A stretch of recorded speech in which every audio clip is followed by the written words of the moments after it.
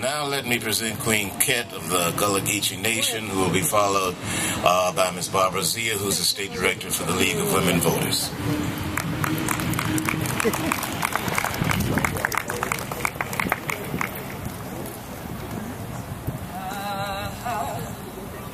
Been in this storm so long, I've been in this your storm so long, crying, Lord,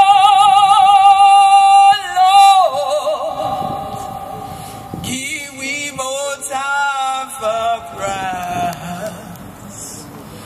We've been in this your storm so long. Good afternoon, Charleston family. We're so glad for dare ya punish your land and Gullah Geechee sand. But we're not glad that blood does spill punish your area again. When we yet about Trayvon, it be done too late, and blood be done spill behind the gate. When we yet it is your last week, we've been a sit in the UN, came back, they racially profiled me. Now I had my hoodie in the car, it's across the street. God had it, I left it there by accident before I walked across here. But as I stood here, God said, cause you didn't have a hoodie on, and the police still picked you out the line. Last week, Thursday, I am an international representative. I'm the head of state for the Gullah Geechee Nation, and I'm a U.S. federal commissioner. And with cowries or hoodie, all they still saw was the skin. And somehow, now I was the suspect. I'm not a man, I'm not a boy, but I am a mother, and I have a son. And my son wears his hoodies all the time. I told him a few minutes ago, I said, I might need to borrow yours to go up on the stand. But again, God said, the cowries or the hoodie, I gave you what you wear. And that's the skin right here. And as I stood there today, I came up because I heard it on the radio that this was going on. And I said, I have to be there. I have to stand with my people. And I have to stand with Trayvon Martin's mother. Because I, too, am a mother. And I know what it feels like to give birth to your child. And I would never want to know what it feels like for somebody to take my child out. So here I am today standing there. And folks said, Queen, do you want to speak? No, I didn't want to speak. Because I never thought I'd have to speak at such an occasion as this in my life. But God put these words to my pen. And I wrote them on the back of this poster that I'm taking back to the Gullah Geechee Sea Island Coalition and hanging it on the door. And it says, Trayvon's blood spilled, and stand we must. Like Trayvon's dad, I say, justice, justice, just us. This is a day we should not have to see. But no, Martin family, you have the support of the Gullah Geechee. We stood with the other Martin, murdered, and will not sit until this Martin gets the justice that he is due. And that is what we came here to get. NAACP, I salute you for having this rally today. And know that you can call on me at any time as leader of the Gullah Geechee Nation. And God bless all of Hunter children, because we sure been in this year storm too long, and the storm got to end today. I pray God brings blessings on the way. Peace, everybody.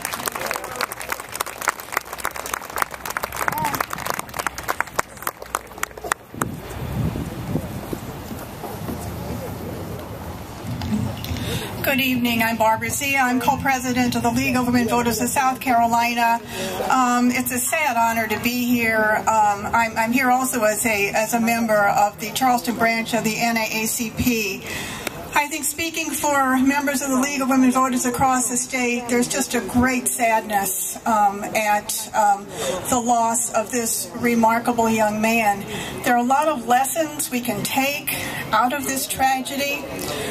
One of them is something that the League of Women Voters stands for, and that is citizen participation in our democracy. Representative Whipper spoke about the silent majority. That's what we have in this state, a silent majority that does not vote. And I urge you, this is an important election in 2012. We're electing people from the school board to the White House. If you're not registered to vote, get registered, learn about the candidates and the issues, and elect some good people to office. People who will not pass laws like racial profiling, stand your ground, and the immigration law that we saw passed in South Carolina last year. I'm a mother too. I'm a wife. I'm the wife of an Iranian American, and when he goes out, he's brown-skinned. I worry about him too. I think all of us worry about our families. Another lesson I think to learn from this is the importance of community. That whether or not we're parents or grandparents, aunts or uncles, we can be parent figures for the kids in our neighborhood. Get to know these kids, let them feel safe. It's not just the teachers and the police officers who are responsible for our kids, but it's the entire community. So thank you all for coming out, and thank you for letting me speak a few words. No one knows the pain of a mother when they lose a son. I do feel this mother's pain. We must stand up for justice. Yes. I don't care who it is. We must stand up for justice.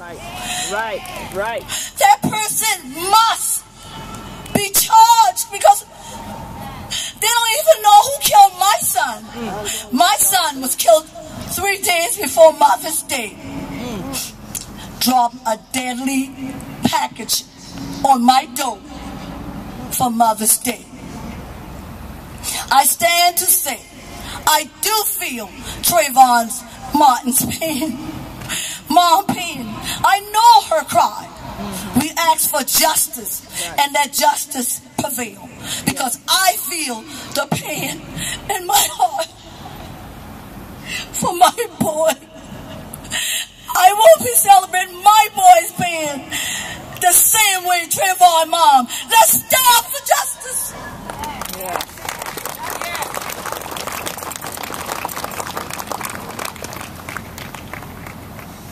Let me now present to you one of the preeminent civil rights lawyers in the United States of America, who happens to be in Charleston, and we are appreciative for his hard work with the NAACP. Many of the fights that have been won in the courtroom by Armand Durfner. Armand, would you please come?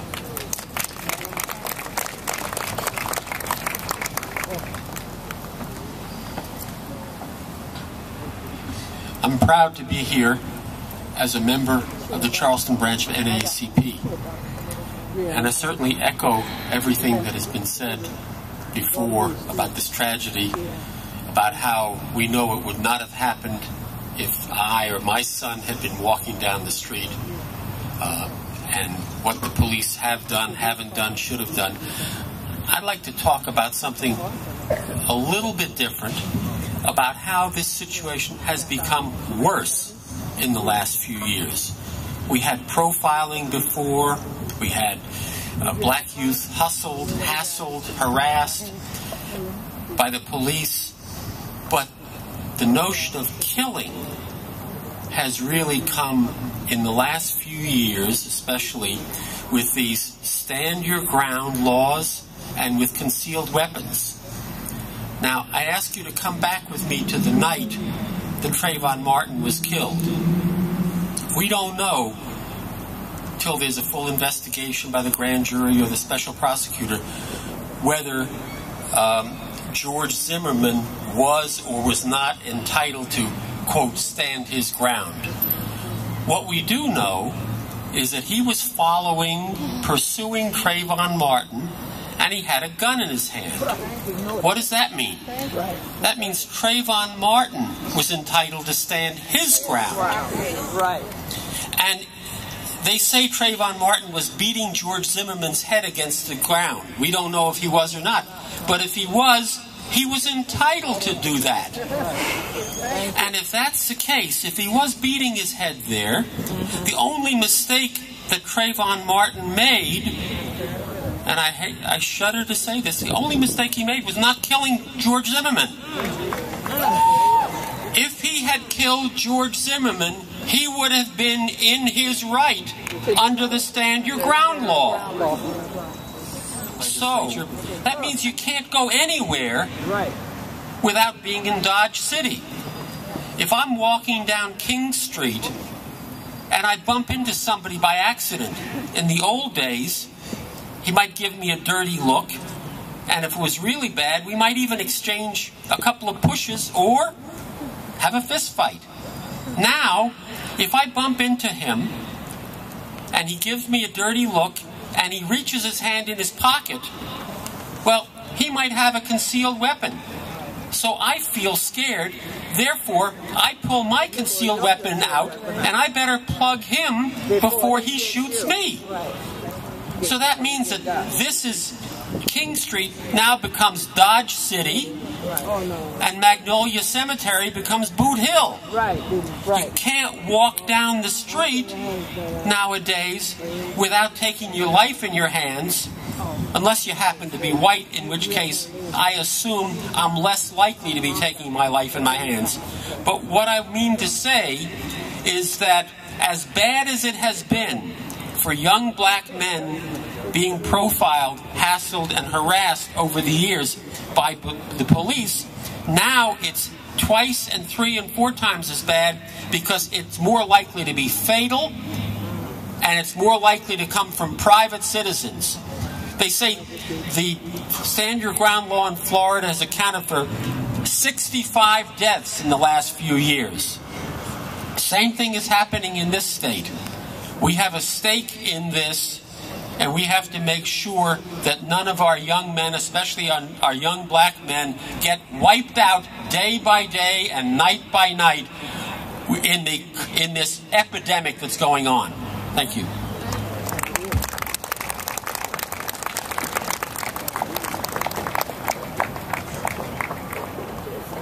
President Scott asked that I issue a call to action. Before I do that, let me present one other person.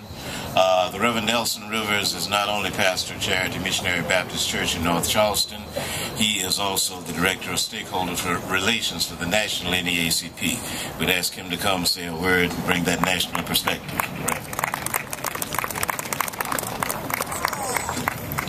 Beloved, good afternoon. Good afternoon. Why don't you bless the Lord for Reverend Joe Darby and Sister Dot Scott for pulling this together and making this happen. I don't want to belabor the point. The NAACP has been working on the Trayvon Martin case since it very first started. One of the advantages we have as a national organization with local units is that there's rarely going to have something happen in our community that we won't know about first. The branch president in Sanford, Florida, and Seminole County, Florida, is Turner Clayton. A friend of mine, I've known him for a long time, and he's been on the case for a long time, trying to do what is right. I want to give you 3 things about this I hope you would remember. I want to thank Armin for making the point, that one of the points I was going to make, that we keep missing the point, that if this was a stand your ground case, then who gave the ground to Zimmerman? Trayvon had the same right to that ground. And when he got approached by a man with a gun, Trayvon could have done and should have done anything and everything to defend and protect himself. But the issue for us is one, there's an issue of justice. We need to understand that Zimmerman represents so many folk that when they see a black person, especially a black male, they have what is called the presumption of guilt. He presumed that Trayvon was guilty of something. He didn't know what it was, but he knew because he was black and male, had on a hoodie and was in the neighborhood that he didn't want black folk in it, he assumed that he was guilty. And so because he assumed he was guilty, then he acted on that presumption of guilt by then taking the law in his own hands and following somebody with a gun, although they were in a gated community and he had every right to be there. He didn't know that because he didn't care, because what Trayvon represented was a black male with a hoodie in the neighborhood. That means he must be guilty of something. The second thing that's very important, Trayvon was racially profiled, that's obvious. But also the police represented a perspective that haunts our community, which is the black life is worth less and worth nothing. Right. If the victim had been white, the police would have arrested George Zimmerman and let him now prove that he's innocent, that he did benefit from the Stand Your Ground law. But because Trayvon was black, and one of the challenges we have in our own community, when you read the Post and Courier, if a black man is shot and it says after the story, gang related, you wipe it away. Because you're almost saying he deserved to die.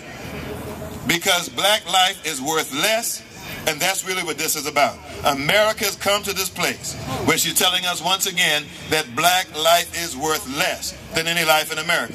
Why, in the first time in the history of the Republic, that the president has been called a spook, a darky, has somebody call him a liar from the House, from the floor of the Congress? Why only now? Because he has challenged the lie that black life is worth less. So I give you three things you ought to do. Number one is you need to make sure that you stand for what's right in your own time and in your own place. Secondly, register the vote. Make sure you register the vote. The issue in Florida is going to come down to the elected officials and did they do their jobs. Who elected them get a chance to say what job they will do. And the third thing is go to your church, your synagogue, or your mosque and demand and have the question, how come the church is silent on justice? Why is the church silent on justice? Amen. There is some theology to go with this, Reverend Darby. Unfortunately, Trayvon died, but Trayvon was crucified. He was crucified. And the question becomes, will the crucifixion of Trayvon Martin lead to the resurrection of the spirit of justice in America, even in Charleston? Come on now. How is it that no one is speaking about the injustice that happens to our young people every day? Why are we afraid? And what are we afraid of? If you can't say it from the pulpit, my God, where are you going to say it from? Because no one ought to be more free than they are in the pulpit. If you can't speak truth to power, when you're standing on behalf of the Lord God, then who can you speak on behalf of? And finally, I close with this. I heard my guidance counselor in high school, who's a member of the House of Representatives for many years, longtime friend, Sister Whipper, heard many of you say that the parents had that difficult conversation. But I confess, I am Reverend Nelson B. Rivers III. I'm the son of Nelson Rivers Jr. I'm the grandson of Nelson Rivers Sr. And we never had that conversation. You know why? Because both of them told me the same thing. You are a Rivers, and you just as good as anybody else. If they put their hand on you, I don't care what color you are, you take care of your business. That's what we were told. So I was raised with a handicap. My problem was I believe I was equal when they didn't think so. I believe I was good enough when they didn't think so. So I never, ever looked at anybody of a different color as being superior. I shouldn't run from you. I shouldn't bow down when ain't nothing go on my back. I shouldn't scratch when ain't nothing itching. And I ain't got nothing to laugh about. It ain't funny. I come straight with it. That I was raised, unfortunately, to stand up. Unfortunately. And because of that, I expect that some folk won't like it. But I've never told my son, my grandson, because my daddy never told me. Walk like a man, act like a man, and be like a man. And if they take you out, then die like one. But I'm not going to be bowing and scraping, trying to sneak around. In America, the blood has been shed, it's been paid for, I own it, got a deed. And I ain't about to let it be taken from me because you think I'm afraid. I'm afraid of a lot of things, but men and women ain't among them. I'm not afraid. We ought not be afraid. You ought to stand up for justice. God said in Deuteronomy 27:19, cursed is he who withhold injustice from an alien. You once were aliens. Everybody in America was an alien at some point. How dare you treat somebody differently because they're different than you? I'm not afraid. I'm not invisible. You're going to hear me whether you like it or not. Teach our boys, one, to be right, be excellent, be committed, but if they get to you, stand your ground. All right. Thank you, sir.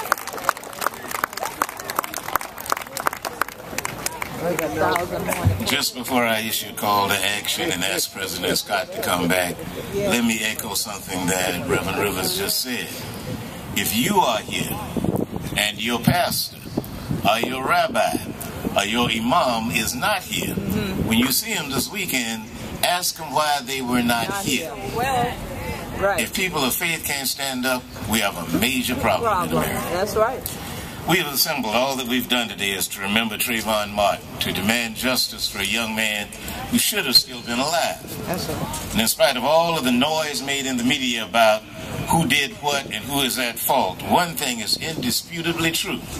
Trayvon Martin, armed with Skittles and iced tea, was pursued and shot to death by George Zimmerman, a hothead who ignored police orders to back off and let them handle it. No matter how anybody tries to explain that away, wrong is still wrong.